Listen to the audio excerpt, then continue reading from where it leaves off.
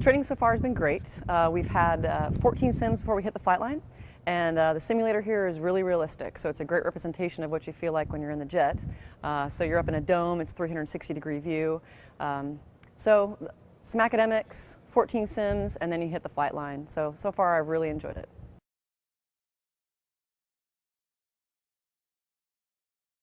Other fighter aircraft have either two-seat models. In the Strike Eagle, we are a two-seater.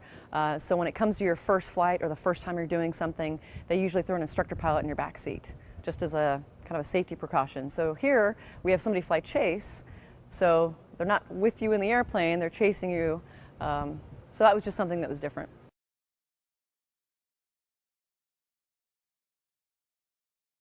It was a pretty easy transition from the sim to the jet.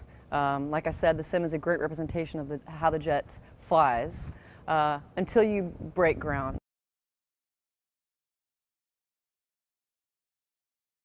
It felt really good to get some air underneath me.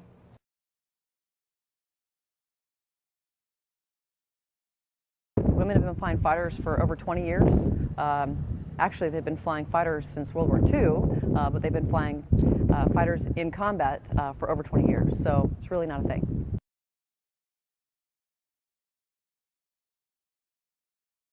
So the first sortie was pretty basic. It's called transition, so you go out there and you learn how to take off, you learn how to land, and you learn how to land without an engine or simulated. So you go out and you practice a bunch of landings and approaches simulated with an engine out.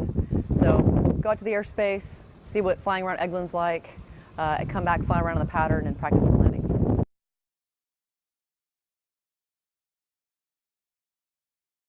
It looks like fun, it's challenging, it's demanding, it's incredibly rewarding. I don't know, I couldn't imagine doing anything else.